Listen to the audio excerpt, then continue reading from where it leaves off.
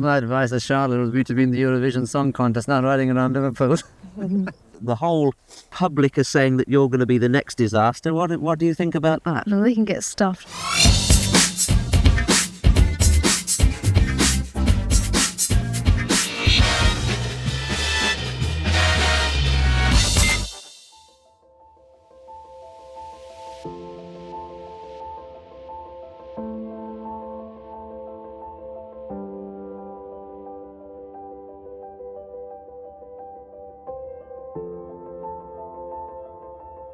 When I was growing up in Coggeshall, I had a little pony called Rosie, and my mother's friends had bought her. She'd been following behind a gypsy caravan. Jack, our groom, used to take me up the drive. He'd say which way did I want to go, and I always wanted to go down through the village so I could see my reflection in the windows of the shops as we went by. If we went the other way, there were no windows. So I was a little bit vain, really. But I personally wanted to play with the ponies. My brothers wanted to play with the tractors and the farm, and they wanted to do that side of things, but I was only ever interested in the horses. Before I was racing, probably, I won the Midnight Steeplechase at the Essex Showground, and that was very exciting on my 14-2 pony. And we had to all start in bed and get up, run and get on your horse, do so many circuits around the showground. And then I won that, and I won a fantastic set of prints, and which I've still got here today. Yeah, for that. But that was my first taste of winning races. So, for me, it was just horses, really, all day long. In fact, my brother Anthony rode in a point-to-point before I did, because there was no age restriction on boys, but girls weren't allowed to ride till they were 18. So Anthony rode before I did, so I was immensely jealous. Mum and Dad said, if you're going to just do horses, we'll look out for a decent one. We looked at lots of horses and went all over the place looking at them. But then the owner, Richard Redgrave, who owned Barony Fort, brought him up to the links up at Newmarket, where they have schooling fences, and you can go he said, would I like to try the horse there? So up came this huge chestnut horse out of the lorry, and on I got, and he was just fantastic, and he just whizzed over the fences and just brilliant. And so that was my 18th birthday present. So I was very, very lucky. The big change came for me with the Sex Equality Act, when girls were allowed to ride under rules in proper racing, not just point-to-pointing. And I knew then I would run him at Aintree because he was such a good jumper. My parents weren't thrilled. Not thrilled. They'd back you. They'd back you. Whatever you want to do, they'd say, okay, well, that's your decision. But I know they weren't that happy about told me riding the first national. And I thought, I'll never have that chance again. I'll never have that chance. When you think of thousands and thousands of people spend on buying horses and things to have a runner in the Grand National, I couldn't believe it.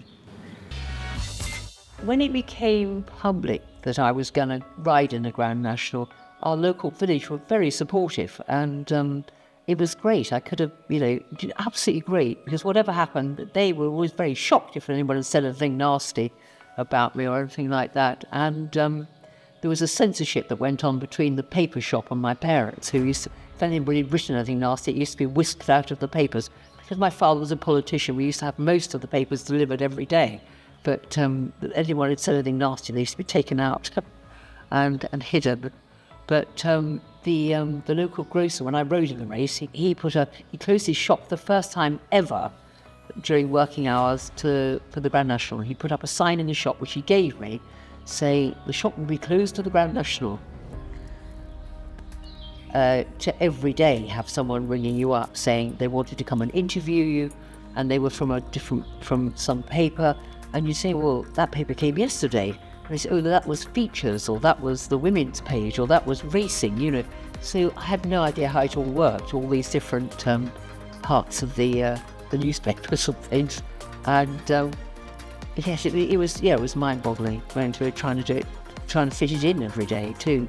If you didn't do things, people would write horrible things about you, saying you were stuck up and things, and it was difficult trying to fit everything in, really. I think the idea of amateurs, and particularly women without experience, Well, this is the Grand National. It's the greatest race in the world. My advice to Charlotte would be to be in the Eurovision Song Contest, not riding around Liverpool. This is something that just shouldn't be allowed to happen with somebody who's purely riding in the race as a result of a whim. The whole public are saying that you're going to be the next disaster. What do you think about that? Well, they can get stuff. I think I got frightened off by people saying you shouldn't do it. I got a bit fed up with sort of defending my corner. And I think, I'm the sort of person, if I say I'm going to do something, I'd do it, And I think I got, a bit sort of worried about it. After the race, I was, this was later on when I was going to Czechoslovakia, I was had up by the jockey club to go and see them about something. And one of them said to me, of course, if your horse had stood any good, we would never have let you ride it. Which I thought was quite, so I thought, oh, well. I think I felt more anxious about the press than anything, really, because they could be so, sometimes the people would be really nice, you'd think they would be nice to you. Bearing in mind, I was only 20, I wasn't, very streetwise or anything either, and they could be really nice to you, and they'd be really vile to you, or write something vile about you and stuff, so I think I was more anxious about the press almost than anything else, really. It was nearly always people wouldn't say it to your face. They would go to another, paper, or they would go to the television and things and say things when you weren't there. I don't remember people actually saying to my face, that they thought it was a really bad idea. On the morning of the race, or perhaps the day before, I was exercising him on the course, and I remember David Dickerson, who'd been one of the trainers, very against me, right? He said, she can't even tack up a horse, because my rug had slipped out from under the saddle, and I hadn't done the girth up tightly enough, and gave him more ammunition. She can't even tack up a horse. And I had loads, hundreds and hundreds of letters, particularly from some other ladies who'd ridden in races in their time and were now retired, and gave me endless advice on how to ride. Of course, not racing. Of course, I was so hopelessly slow that I was getting so miles behind. But I remember John Oakesy said, Barony Fort is without doubt the worst horse to ever run in a Grand National, but she's qualified it and she's entitled to ride it. And I thought that was, very decent of him. I think most of the trainers who didn't approve of it just kept themselves to themselves. And we were saying, Fred Winter said, if the other professional jockeys are afraid of a girl on a hunter, they shouldn't call themselves professional. And I thought that was very kind of him too. And I had several fantastic telegrams. One from Ryan Price, the trainer, saying guts and determination will win you through. And Bruce Hobbs, who'd been the youngest jockey to win on the smallest horse, sent me a lovely telegram, wishing me good luck. And I had hundreds and hundreds. I've got 2 big chests full. I've never thrown them away, of all the letters people sent me wishing me good luck. Well, when we got to the Grand National, I remember arriving. The horse arrived at the same time as Peter O'Sullivan's horse, a Tivo, which was a tiny little horse, and Peter wrote about how his horse arrived, the big and the little, that arrived together at the racecourse.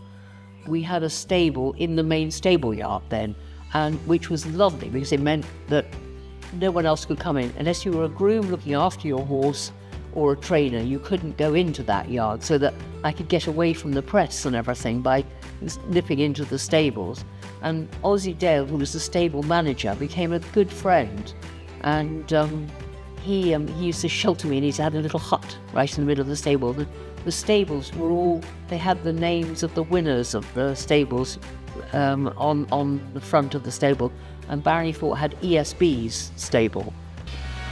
Well, obviously in the morning, because I was still looking after Barony Fort, so I was up really early and drove down to the stables and fed him his breakfast and things, and it was just getting light.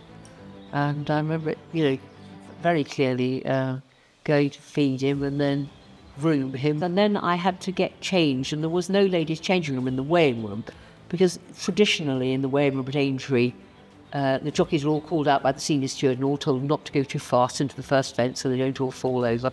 And I thought I didn't have any of that. But not only that, my changing room was up in the stands. It was a ladies' bathroom, and we were getting changed. I got changed in there, and so I had to keep a lookout. I saw the other jockeys going. I came out onto the stand, saw the other jockeys going out, so I thought I'd better go as well.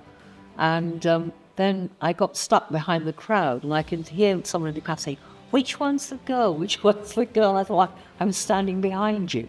So I was able to get through the crowd and into the paddock, and then onto the horse. And then you feel much better once you're on the horse.